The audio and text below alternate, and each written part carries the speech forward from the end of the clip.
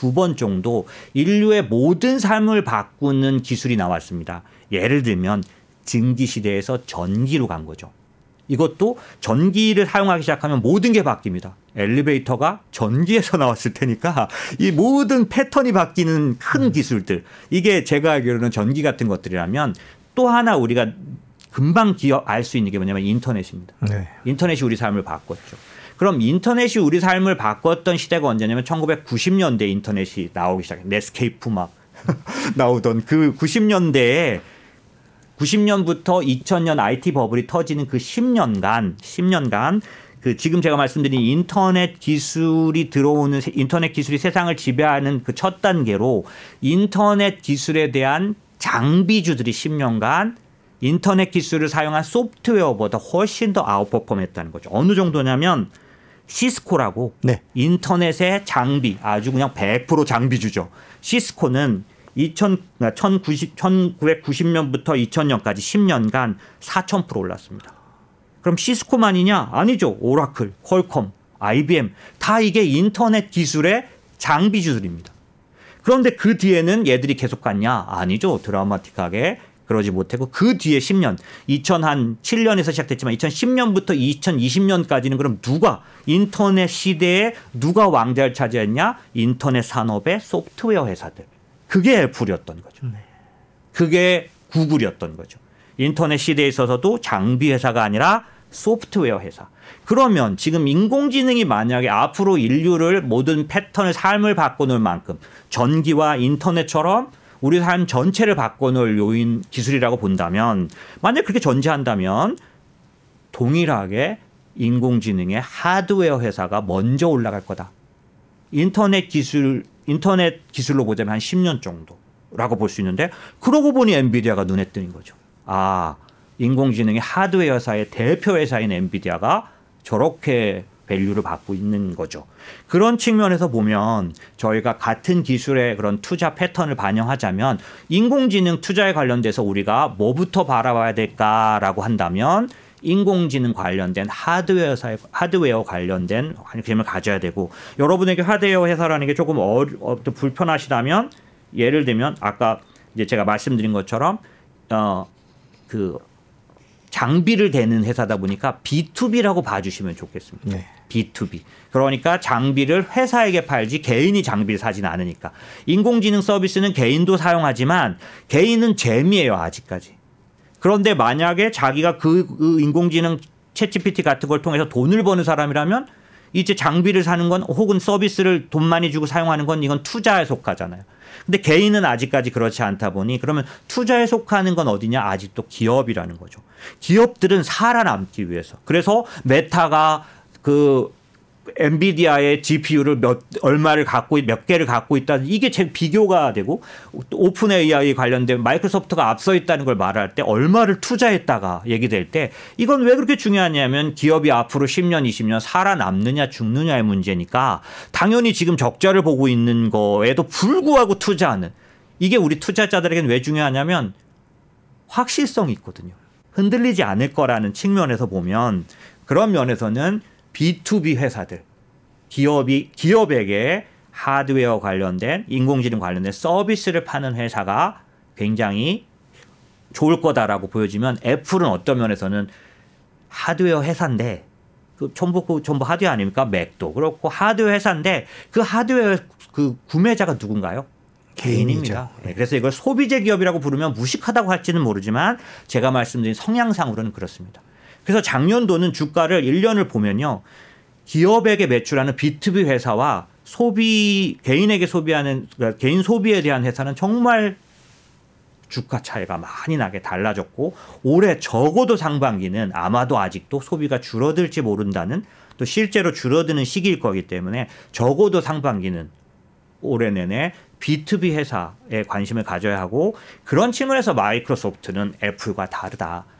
숫자적으로는 영업이익률이 30%대까지 나오는 정도예요. 지금 인공지능 관련해서도 그렇고요. 그래서 이거는 상당히 어떤 부분에서 보면 앞으로 10년을 바라보고 투자할 수 있는 그런 어떤 시야를 말해주지 않느냐 그런 의미에서 저는 말씀을 드렸던 거죠. 정리를 하자면 어떤 획기적인 기술이 나왔을 때는 하드웨어 쪽이 먼저 발전하고 이어서 소프트웨어가 따라서 발전하기 그렇죠. 때문에 투자도 그런 식으로 가면 좋다라는 거고 그거를 AI를 기준으로 놓고 볼 때는 지금 엔비디아 같은 하드웨어 회사가 먼저 올라가고 있다는 건데 그렇죠. 자 그러면 AI와 관련된 소프트웨어나 그런 쪽은 언제쯤 또 그렇게 한번 도약을 할까요? 임직원 생산성을 개선하는 효과가 벌써 얼마 안 된 것 같은데도 엄청나게 보고되고 있는 66%씩 개선시킨다든지 그다음에 생성형 AI에 관련된 이런 생산성 비용은 50% 정도 경제적 효과가 있다든지 뭐 이런 것들이 계속 발표되고 있고요. 그래서 그런지 생성형 AI 소프트웨어 시장 규모는 23년에 37억이었는데 달러죠. 28년에 한 360억 해서 연평균 58% 성장할 거로 보인다라는 거라서 첫 번째 말씀드린 건 저의 의견은 AI는 앞부분에 말씀드린 것처럼 시장을 바꿔놓을 게임 체인저에서 이제 그 지금까지 두 번밖에 안 나온 아주 거대한 흐름의 기술이 될 거다. 인간의 생산성을 바꿔놓는 커다란 흐름을 될 거다라고 보는 측면에서 보면 지금은 단계적으로 하드웨어가 길게 가는 성장을 했지만 여기서 이제 소프트웨어의 모습들이 보이고 있고요. 소프트웨어 기업들이 올라가는 모습들이 보이고 여기서도 제가 먼저 말씀드리고 싶은 건 그냥 개인들이 사용하는 인공지능 소프트웨어 회사를 사서는 안 된다. 이고 회사의 생산성 향상에 관련된 소프트웨어, 인공지능 소프트웨어 회사에 투자하는 게 유망하다. 더 먼저 강하게 올라가고 있는 소프트웨어 회사들이 있는데 그거를 ISAAS.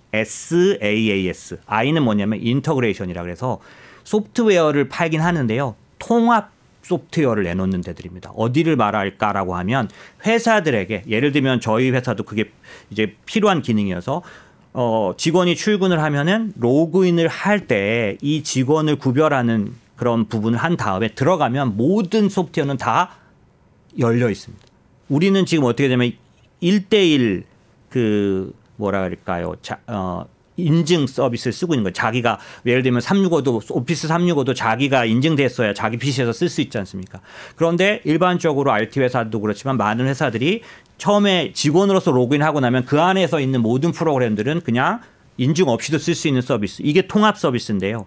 이런 통합 서비스들을 하는 소프트웨어 회사들이 주로 작년도에 많이 올라갔습니다. 아이시어스가 운영하는 ETF인데 요게 이 ETF는 그 익스펜디드 테크 소프트웨어의 약자가 네. 그 소프트웨어 회사들이어서 거기 들어가 보시면 뭐가 있냐면 세일즈포스 9%, 마이크로소프트 9%, 어도비, 오라클, 서비스나우, 팔로알토 이런 통합 소프트웨어 서비스를 하는 회사에게 인공지능 서비스 시스템을 제공하는 회사들이 작년도 어느 정도 올랐냐면 140%씩 올랐어요.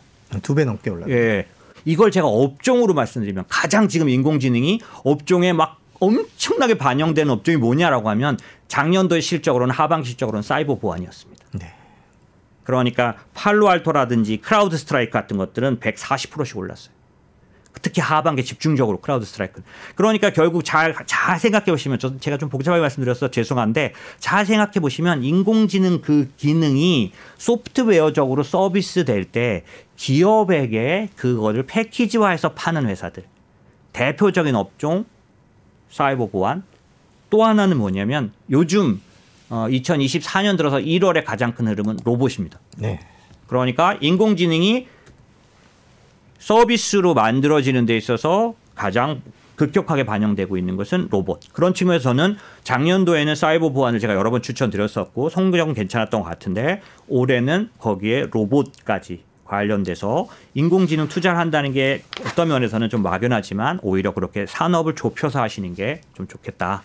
최근에 이번 CES에서 바이오 분야 관련해서는 4개 회사가 두드러지게 어떤 발표를 했어요. 예를 들면 엔비디아가 이 바이오 관련된 플랫폼을 아예 발표했는데 바이오 니모라고 그래서 그리고 여기서 슈퍼컴퓨터 프레이자를 사용해서 신약 후보 물질을 찾아내는 데 있어서 엄청난 그런 7배 비용도 절감하고 시간도 절감할 거라고 했는데 여기까지는 자기 회사를 홍보할 수 있잖아요.